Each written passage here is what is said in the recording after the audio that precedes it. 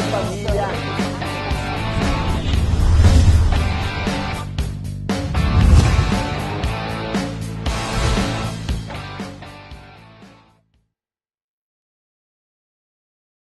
Estamos de volta com a parte de identificação e aspectos morfológicos da identificação. Dando continuidade à aula passada, que a gente tratou inicialmente de raças, e falamos ali do raça caucásico, né, o caucasoide, o mongoloide, o mongólico, aí temos o negroide, o indiano e o australoide.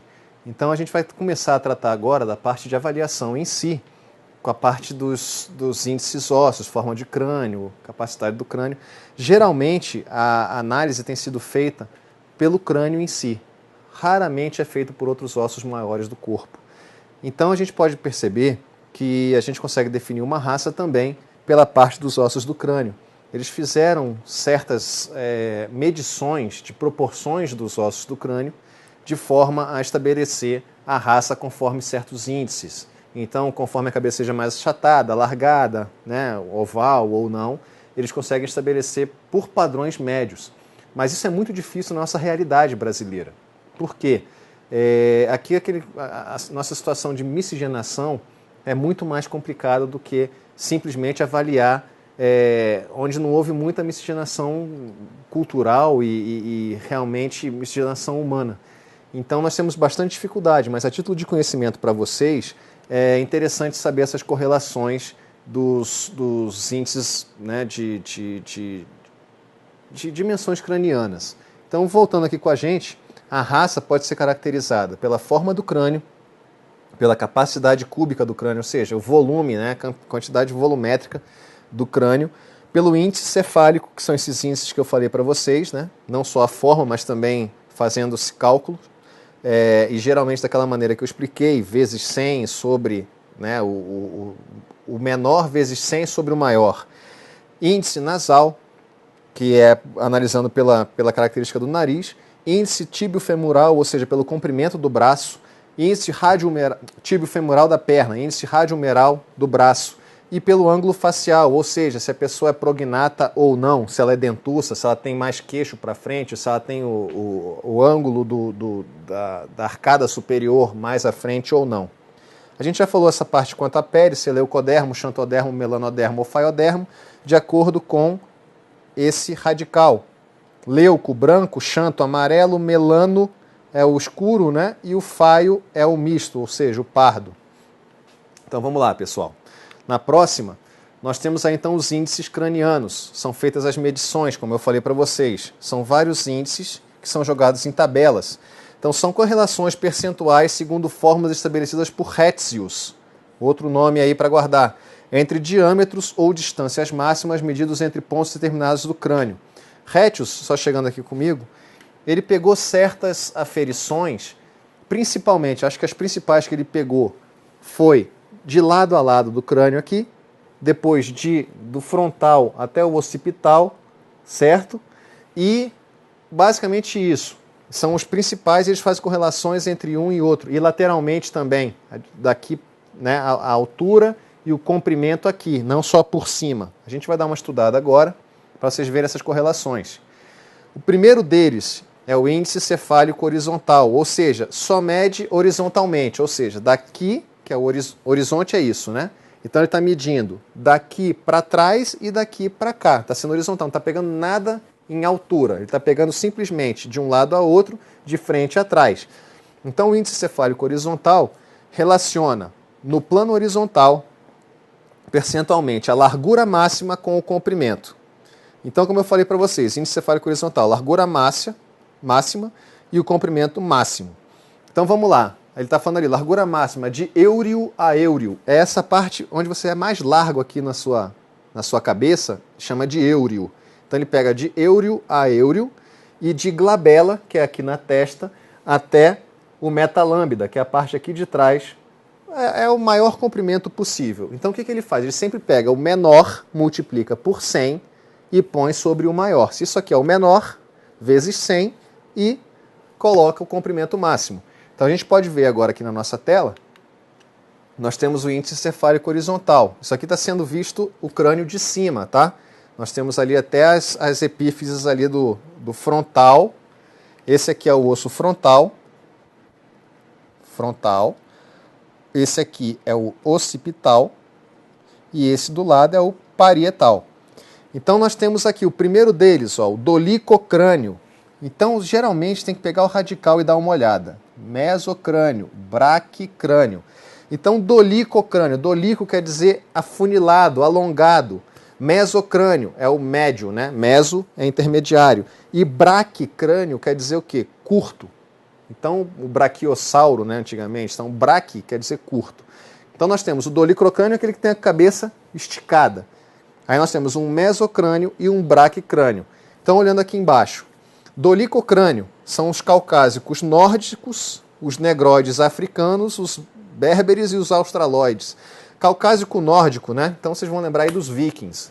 A cabeça maior aqui, né? Aquele capacete maior. Mesocrânio é o mongólico, ou seja, o amarelo que a gente viu, são os chineses, os próprios mongóis lá, né, da Mongólia, coreano, chineses e japoneses. E braquicrânio são os caucásicos europeus do centro, é o europeu normal, ali do centro do continente europeu ocidental, do continental. Então a gente faz essa relação aqui, turma, vocês podem perceber que esses números, esses índices, eu acho difícil de ser abordado com vocês, porque eles variam muito. Então aqui 74,9, de 74,9 a 80, ou né, menor que 74,9, maior que 80. Então, o que você tem que pensar?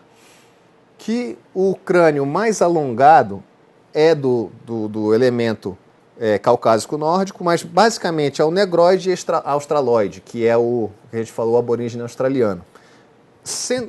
Intermediário a isso, o mongoloide tem um achatamento maior aqui e o branco um pouco mais achatado. Ele é mais largo aqui na lateral e um pouco mais achatado. Então esse é o índice cefálico horizontal. Por que horizontal? Eu expliquei, né? É lateral e comprimento. Então ele tem lateralidade e comprimento. Ele não tem em nenhum momento foi medido a altura. Já o próximo, características morfológicas. Índice sagital, vertical, lateral ou perfil. Relaciona-se no plano sagital percentualmente a altura máxima com comprimento máximo. Então, mostrando aqui para vocês, por isso sagital, que é o vertical lateral. Por que ele está falando de ser vertical lateral? Porque ele vai pegar a altura e colocar em relação ao comprimento máximo. Então a gente chama de vertical lateral. Vai pegar vertical e lado. Então vai pegar esse comprimento aqui. Então ele vai pegar a altura máxima, que é o básio bregma, né? Ele vai pegar da base ao bregma, que é essa parte mais alta nossa da cabeça, ao comprimento máximo, que a gente já explicou que é a glabela metalâmbida. Então a glabela até o metalâmbida, e aqui o básio fica aqui na base do crânio até o bregma, esse nome estranho aqui. Acho difícil perguntarem isso também, mas vocês têm que saber que são 3 índices cranianos. O horizontal, o sagital e o próximo que a gente vai estudar agora, que é esse que é feito de não comprimento, ele é feito a lateral com a altitude. Ele faz sempre essas 3 relações, porque é comprimento, altura e largura. Ele vai fazer a correlação sempre de 2 em 2, basicamente isso. Então, índice vertical lateral. Vamos seguir agora. O índice sagital, vertical lateral ou perfil, você tem o ipsicrânio, quer dizer que é alto, né? O mesocrânio, que é intermediário, e o platicrânio. Plate é achatado, um platô achatado, então platicrânio. Então, ipsicrânio, mongólico e negroide, ele tem a cabeça mais alta, ele é mais comprido e alto, enquanto o mesocrânio é o caucásico e o platicrânio é o crânio fóssil. Então pode ficar aqui comigo. A gente pode perceber que não só o crânio fóssil, o crânio também de símio também é platicrânio, ele é achatado. Então nós temos, vocês viram, né, que o negroide ele tem o crânio mais alongado e alto. O mesocrânio, que ficaria no meio termo, é o branco, no caso agora, que era mais largo e um pouco mais achatado, e o platicrânio realmente é o achatado mesmo, que é o platô, né? Então por isso o platicrânio. Então vamos seguir. Nós temos aqui então o outro índice, que é o índice transversal. Então temos 3 índices, né? O índice horizontal, o índice sagital e o índice transversal, que é o vertical posterior. Relaciona no plano frontal percentualmente a altura máxima com o comprimento máximo. Na verdade, aqui embaixo está escrito, né? Posterior, tinha um erro lá no próprio livro, foi rabiscado e colocado posterior. Então é altura, está errado aqui no texto, até para vocês corrigirem, por favor, no C aqui, depois a gente vai corrigir no que vai ser disponibilizado para vocês. Mas aqui está escrito a altura máxima com a largura máxima, e não comprimento máximo. Aqui está escrito errado no C. Então, índice vertical posterior, altura máxima sobre largura máxima. Então, nós tivemos 3 relações. Pode voltar aqui para mim. Nós tivemos a primeira, que foi a horizontal. Mediu lateral e comprimento, né? Que foi no plano horizontal. Não entrou nada de vertical. Aí, o segundo, sagital, entrou a altura dele com o comprimento. Agora, faltou o quê? A altura com a lateral. Então, foi medido sempre comprimento, lateral e altura. Então, nesse caso aqui, no índice transversal, vamos dar uma olhada, nós temos o estenocrânio, o metriocrânio e o tapinocrânio. Você vai perceber que é uma relação de estreitamento na lateral, cada vez mais estreito, na verdade. Então, nós temos estenocrânio, que é o que tem um maior volume, é o caucásico, europeu do centro, metriocrânico, mongólico, e o tapinocrânico, negróide e caucásico. Então, o que aconteceu, o que a gente pode perceber? Geralmente a estrutura do cérebro, do crânio, né? Pode vir comigo, por favor. A estrutura do crânio do caucásico, né? Sem ser do norte, sem ser o nórdico, ela é mais, parece redonda. Ela tem uma forma mais arredondada. O negroide, né? Ela é mais esticada, alta, porém estreita. Ela é estreita na sua lateral. A gente pode juntar as 3 imagens e fazer isso. Ela é alta, estreita e afunilada. A do branco, ela é arredondada, o caucásico, né? Normal. E o amarelo, ele fica intermediário a tudo isso. Geralmente é isso aí que tem acontecido, tá? O amarelo, o pardo, ele fica sempre intermediário. Mas como eu expliquei para vocês, isso é muito difícil aqui no Brasil. Geralmente não é utilizado esse tipo de análise a ponto... Acho que tem coisas mais importantes para analisar a raça do que realmente isso aqui. Uma parte importante que foi feita por não só a parte de volume de crânio ou formato de crânio, é essa angulação que nós temos na face. Pode até voltar para mim. Quando a pessoa é prognata, quer dizer que ela é um pouco dentuça, ela tem isso aqui para frente, né, como um todo. Ela puxa isso aqui para o lado, assim, como um todo. E a pessoa retrognata, para quem lembra um pouco do Noel Rosa, né, aqui o queixo para dentro. Então, quanto mais para dentro... Então, o que foi feito? Foi feita uma análise e percebeu que esse ângulo facial também consegue determinar a raça da pessoa. O que é o ângulo facial? Pode dar uma olhada aqui. Nós temos os ângulos. Alguns cientistas avaliavam esse ponto em pontos diferentes do dente aqui na frente. Então, por exemplo, o Jacquard pegava essa parte de baixo aqui da base desse orifício nasal. O Cloquet pegava um pouco ali em cima do incisivo, não pegando o dente, só entre o dente e o osso. E o Cuvier pegava na ponta do dente. Então, ângulos faciais, segundo Jacquard, Cloquet e Cuvier. Como é a forma que eu peguei para decorar isso aqui? Cada um tem uma forma diferente de decorar, né? Eu fiz uma análise, o Cloquet é o mais utilizado, que é o do centro, né? Eu fiz um estudo igual Comissão de Constituição e Justiça, né? Que eu acho que é a comissão mais importante lá do Congresso Nacional. Então, olha só, Cuvier, Cloquet e Jacquard, subindo. Então ficou CCJ, subindo. Sendo que o mais importante é o do meio, que é o Cloquet. Então ficou Cuvier, o final, né? Cuvier, a ponta. Cuvier. Aí depois vem Cloquet e Jacquard. O mais utilizado é o Cloquet. Então a gente vai ver qual é a diferença entre um e outro. Vocês vão ver que os ângulos mudam conforme eu falei aqui de retrognato, até além disso aqui, tá?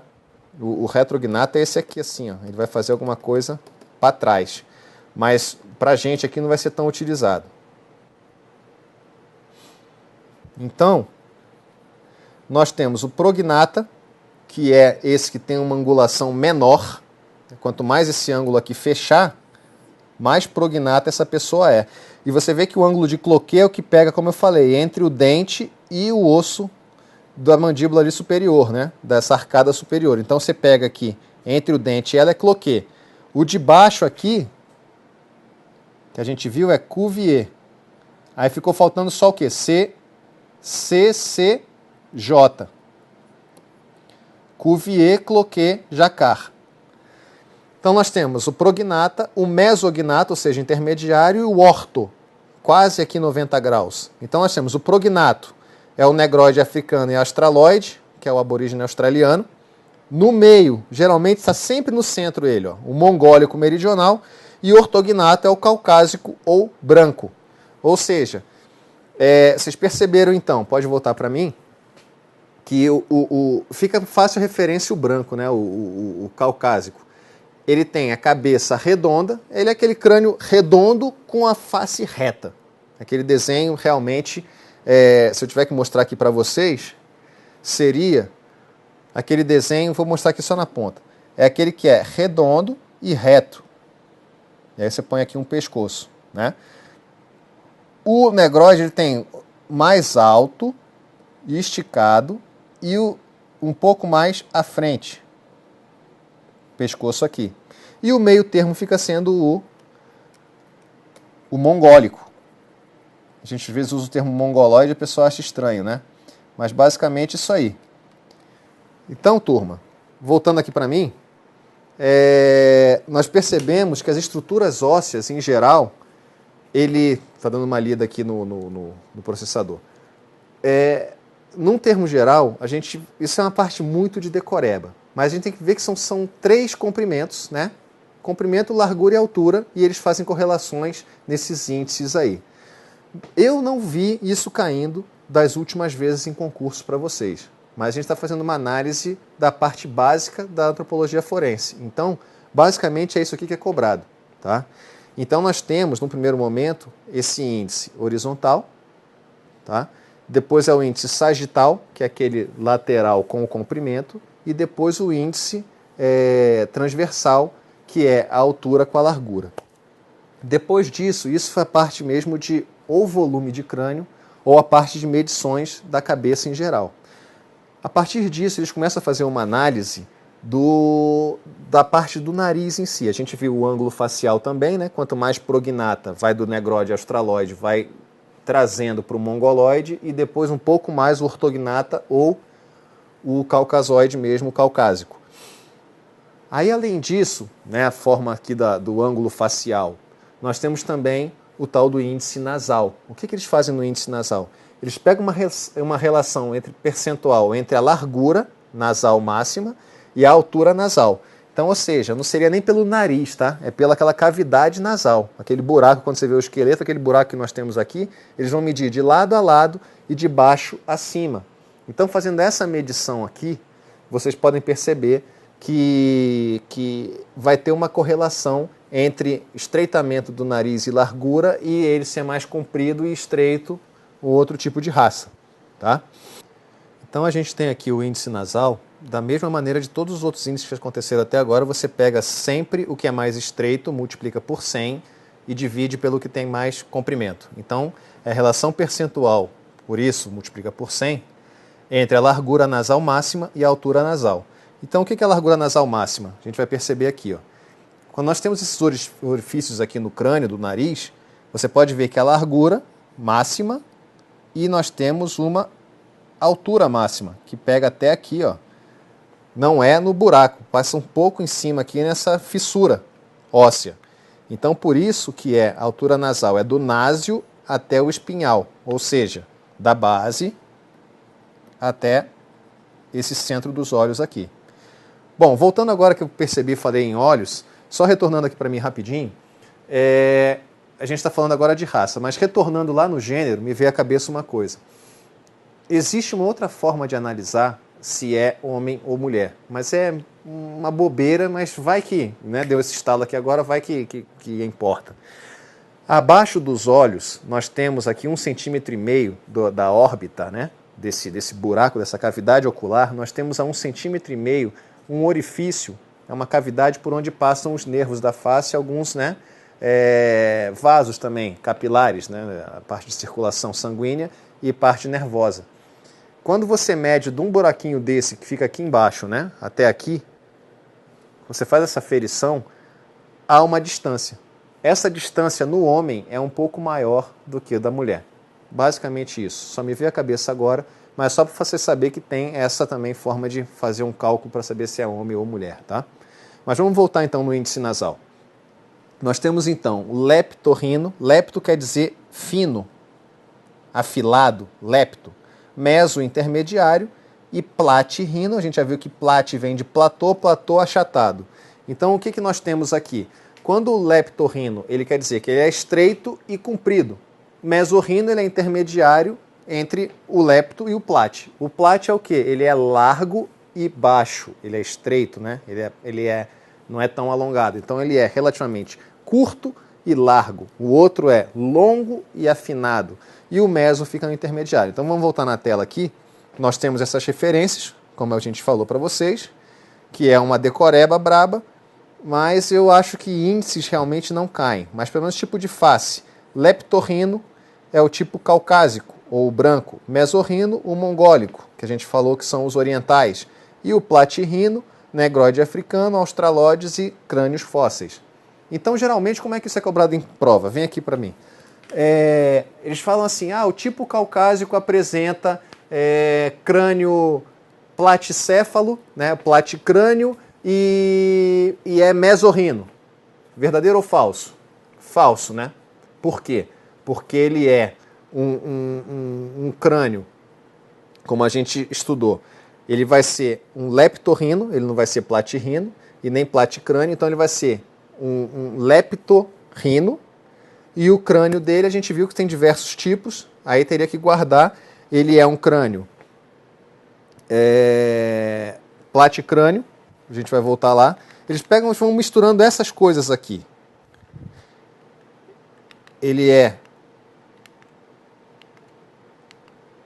Eles vão juntando tudo. Ele vai ser braquicrânio com mesocrânio e estenocrânio. Então, ou seja, tem que guardar esses radicais aqui, estenocrânio, platicrânio, mesocrânio, metriocrânio e assim vai. Mas sempre vai se dizer, se não cobrarem um nome em si, que vai dizer o quê? Tem que pensar na morfologia em geral. Se é achatado, se é mais arredondado, como eu falei para vocês anteriormente.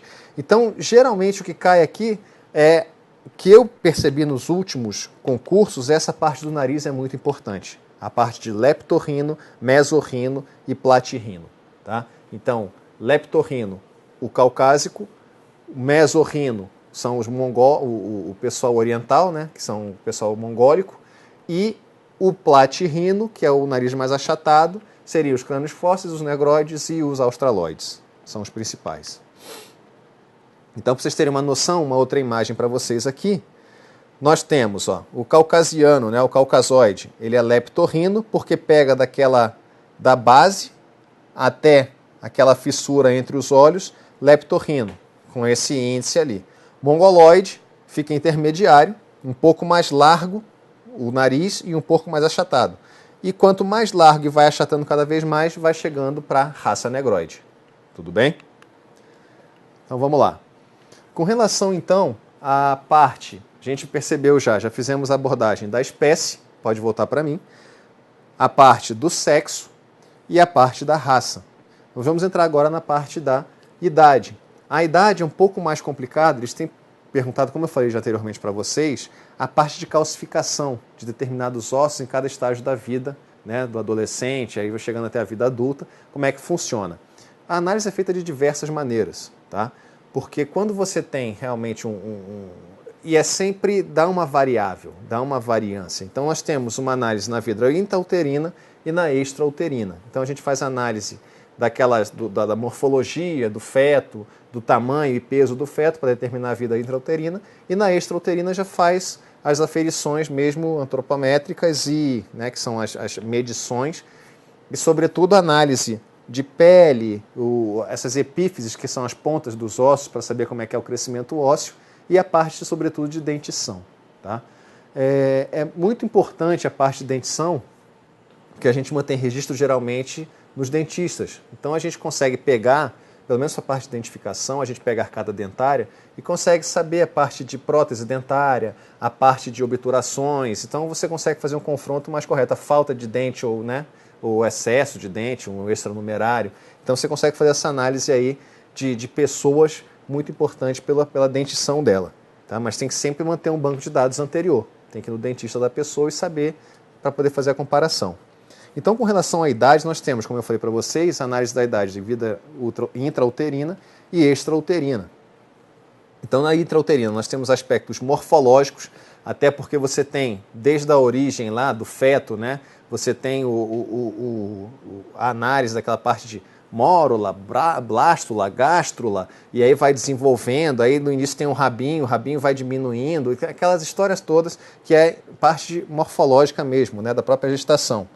E aí nós vemos o peso e estatura, como eu falei para vocês, na parte da vida ultrauterina, corpo caloso, pilosidade abundante. Vocês veem que a parte da notocorda, aquela parte do desenvolvimento da estrutura mesmo, o corpo caloso, a parte de craniana, a parte de coluna vertebral, a formação dela, isso é muito importante no desenvolvimento humano.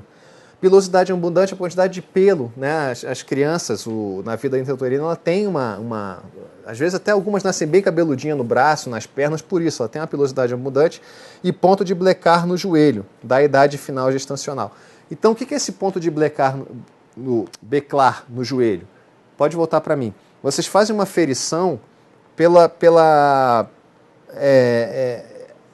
joelho que está se formando ali do feto, né, depois da criança, ainda na vida intrauterina. Você tem um ponto de Blecar no joelho que dá a idade final gestacional dessa criança. Então você consegue estabelecer por esse ponto no joelho da criança ali, do feto, qual a idade gestacional dela, que vai se formando. Mas nem sempre você tem esse ponto. Às vezes é anterior a isso, não tem nem o joelho ainda. Você está naquele formato ainda de você ter que contar e aferir pelo tamanho, de acordo com aquela curva que existe. Não sei se vocês conhecem, vocês veem um gráfico, vou até mostrar para vocês. Aí tem escrito assim, 1 mês, 2 meses, 3 meses, 4 meses. Aí tem uma determinada linha regular de crescimento, aí tem uma linha de afastamento aqui embaixo e outra linha um pouco acima. E aí tem uma variância. Então essa variância é uma questão assim, determinar se a criança tem 1 mês ou 2, ou fica em 2,5, tem uma variância um pouco maior. Na vida extrauterina que começa a ficar mais importante. Por quê? Nós temos elementos como pele, esses núcleos de crescimento ósseo, que seria, né, na parte óssea, eu tenho o osso aqui assim, e tem uma parte que está mais consolidada no centro. E você vê uma parte na radiografia que essa parte aqui assim, ela fica mais transparente, ou seja, ela é mais mole, né? E você tem aquela previsão do crescimento da pessoa ainda. Então são os núcleos de crescimento ósseo. A dentição, como eu falei para vocês, e radiografia óssea, a parte de epífise radial. A gente vai falar de epífise radial, que são as pontas, pode até retornar, por favor, a parte da epífise radial, onde a gente tem o rádio, né? O rádio é esse osso que tem, a gente até brinca, né? Tem o rádio e o cúbito, ou rádio ulna, né? Então o rádio é o que tem antena, então é o dedão. Então o rádio é esse aqui. Então na epífise radial, você tem uma terminação de ossos, como eu falei para vocês anteriormente, que vão se formando com o tempo. E essas epífises radiais aqui, elas têm um tempo de formação variável, conforme o osso que eu estou falando. Então o escafoide é um, o trapezoide é outro, e assim vai. Sutura óssea, também as emendas quando a criança nasce tem a moleira, né? Então você tem aquela divisão entre o occipital, o parietal e o frontal. Então você tem, e entre os parietais também. Então, em cima. Então, você tem essa sutura óssea que vai se fechando. Quanto mais velho, mais consolidado fica e menos cartilagem, mais osso formado, parte mesmo óssea. Ossificação maior. A pele a tendência a perder umidade com o tempo. Mas, por exemplo, você pega um corpo que foi afogado e você acha o corpo totalmente já em decomposição, e hiperidratado, né? Superhidratado, por quê? Porque está dentro d'água. Então ele está encharcado. Então como é que você vai saber se a pele é mais seca ou não? Mas a pele tem aqueles sinais de idade, né? A pessoa mais idosa ela tem aquelas sinais de... Como é que chama? São os névoos, né? Que são esses sinais de mancha senis que chama. E além disso, nós temos o arco senil do olho, que é ao redor do olho, você já viu pessoa de idade, parece que tem um olho meio azul, fica meio cinzento ao redor do olho, foi que eu comentei numa outra aula, que seria aquele acúmulo de colesterol e outros elementos que fazem com que aquele arco ao redor do olho fique um pouco azulado, acinzentado, que a gente chama de arco senil, ou como vocês podem ver aqui na tela, é o gerotóxo, outro nome estranho. Então você tem no olho, né? Você tem aqui o olho, e aí a partir do olho você tem lá a íris, e aí você fica com uma parte ao redor aqui assim um pouco cinzenta. Então isso aqui seria o nosso arco senil, que é muito comum, pode voltar para mim, ele é comum, assim, a partir dos 40 anos, 10% das pessoas têm, e a partir dos 80, 100% das pessoas têm esse arco senil, sendo mais comum em homens e pessoas de pele negra. O gerotóxo é mais comum nesse tipo de pessoa. Então, ou seja, homens e negros têm mais incidência do arco senil no olho. Tá? Então vamos lá. Pela idade a gente consegue saber muitas dessas coisas aí. Então, identificação por idade. Uma outra forma de saber a idade, a gente viu pele, as estruturas ósseas, as epífises radiais. Nós temos também o próprio ângulo da face. Quando você tem, pode voltar para a tela, por favor, você tem um recém-nascido, ou até mesmo na vida intrauterina, esse ângulo da mandíbula, esse ângulo mandibular, ele chega a quase 180 graus, aproximadamente. Aí quando você tem a idade adulta, ele chega próximo aos 90 graus. E depois ele retorna e volta a abrir com uma idade mais avançada. Por exemplo, aqui por volta de 80 anos também, 90, ela começa a abrir novamente esse ângulo da face da mandíbula. Então, quando o pessoal brinca aquela história do velho, gostou velho, é esse aí, a mandíbula volta a um leve prognatismo da mandíbula, ou seja, da arcada dentária inferior. Ela passa aí à frente. Então, você vê que é um desenvolvimento também, uma identificação por parte da mandíbula. Então, geralmente, quando é perguntado isso, o ângulo da mandíbula, ele tende a ser 90 graus. Então, isso aí seria uma pessoa adulta. Quando esse ângulo volta a ser 180 graus, tender aos 180, vai ser uma pessoa de idade ou um recém-nascido. Então, e aí a gente tem os meios termos numa tabela de desenvolvimento disso aí. Tudo bem? Então, vamos lá. Bom, com relação à parte de dentição. A dentição ela é muito importante, como eu falei para vocês, porque a dentição ela tem a formação da primeira dentição, né, a dentição, os dentes de leite, uma segunda dentição e a formação de molares e sisos. E de acordo com o dente sozinho, você consegue estabelecer por quê? Há um desgaste natural do dente, a formação do dente, e você tem uma raiz que, com o passar dos anos, ela passa a diminuir a parte de irrigação sanguínea. Então, como você tem uma irrigação sanguínea que vai diminuindo, a tendência dessa raiz é ela ir atrofiando até o ponto do que o dente vai acabar caindo. Então, você tem um desgaste da parte mesmo da pulpa do dente, que seria aquela parte de carne do dente ali, e a parte do dente tem um desgaste natural na ponta, e embaixo a parte de alimentação ela vai começando a ter uma limitação. Ela vai começando a ter realmente um decréscimo de irrigação desse dente. Então, pode ver na imagem aqui que nós temos esses A1, A, S, P, C e R, que tem aqui embaixo à esquerda a definição para vocês. Então, nós temos o desgaste natural da própria superfície de oclusão, pela própria alimentação, mastigação, ranger de dente, a pessoa, né, que tem bruxismo, ela vai lá e vai gastando esse dente em cima. Aí nós temos o P, periodontose, ou seja, há um desgaste na lateral no sentido de afunilamento, ou seja, a periodontose é esse desgaste natural na lateral do dente, de escovação, pessoa que escova o dente não circular, ela escova o dente fazendo força. Então a tendência a ir desgastando o dente na sua base, próximo à gengiva, e ele nesse formato inicial assim, ele vai começando a fazer isso. E vai só aumentando o quê? O desgaste junto à gengiva, que vai diminuindo a irrigação, acumulando tártaro, a tendência é o dente cair. Então, geralmente, até a falta de dente é um indicativo de mais idade. Então, retornando, nós temos aqui o desgaste, que é o A. Vocês podem perceber, de 0 a 12, aí depois 39, 58 e mais de 70 anos. Você tem um desgaste em cima, o A vai só encurtando, chegando quase na polpa do dente, que é esse S, né, desenvolvimento secundário da dentina, no interior da cavidade pulpar. Você tem uma pulpa, né? Então você tem um desenvolvimento da dentina. Você pode ver esse S que está ali, ele começou a ficar mais escuro. A dentina, o que é? Ela começa a ter uma calcificação dessa parte que seria o germen do dente. Se você tem uma parte de alimentação do dente, uma parte de nutrientes do dente, é essa parte ali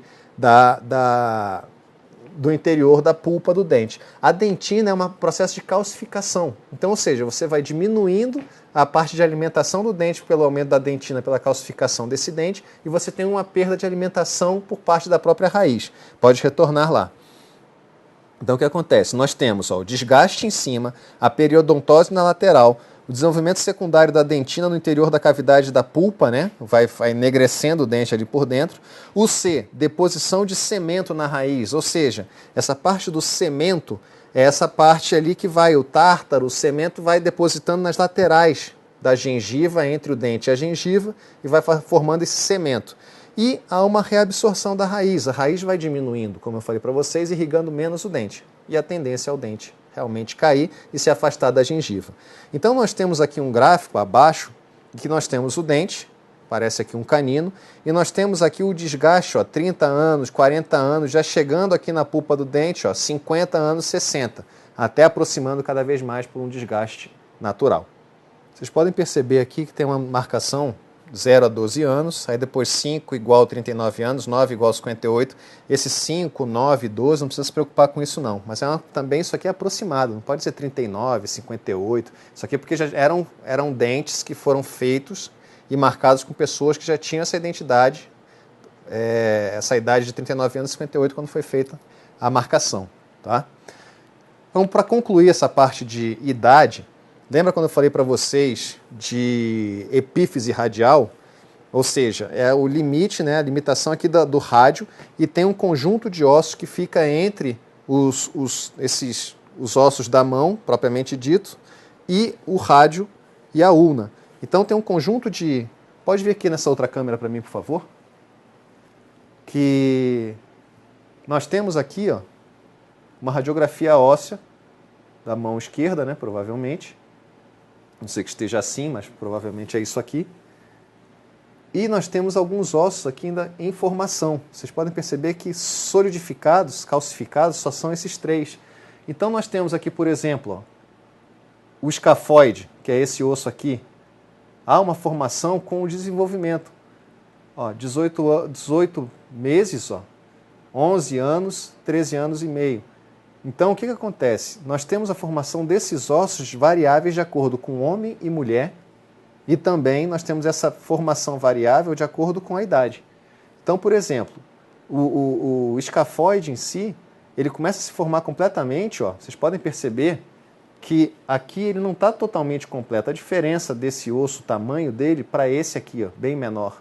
Então, aproximadamente com 14 anos, esse osso se forma nas mulheres. No homem, nas mulheres com 13, com o homem para 14, para 15 anos.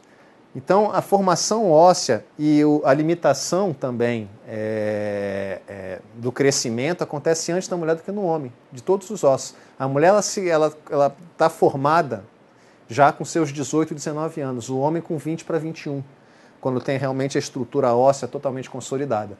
Então, a gente pode perceber por aqui que a epífise radial também é muito importante para a determinação, principalmente da adolescência. Então, essa parte de ossos, pode retornar para essa câmera de frente para mim, por favor? Essa parte óssea, ela é mais importante, os outros ossos em geral, a parte dos arcos intercostais, a parte da epífise radial, etc., e a parte da dentição, principalmente, ela é muito importante para a definição de adolescentes. Porque o que é muito difícil? A partir do momento que você tem a idade mais avançada é difícil até visualmente de reconhecer a idade de uma pessoa. Uma pessoa de 50 anos, você não sabe se ela tem 50, 54, se ela tem 55, 48, enquanto o adolescente é mais fácil. Você consegue determinar, por exemplo, a criança que tem por volta de 6 anos, de uma criança que tem 10 anos, você consegue determinar quem é o mais velho ou não. Então, quanto mais a idade evolui, mais complicado fica essa aferição de idade. Tudo bem? Espero que tenha sido claro para vocês aqui. É muito conteúdo, eu sei que é muita matéria, muito detalhe, nomes esquisitos, mas espero que vocês tenham assimilado esse conhecimento. E, como eu falei, muito disso aqui é do conhecimento, às vezes até de vida, você consegue resolver muitas coisas dessa prova. Tá? Então, conhecimento até às vezes de primeiro e segundo grau, vocês vão ter que, na hora lá lendo, vocês conseguem relembrar alguma coisa. Então, desde logo agradeço pela atenção e até um próximo encontro.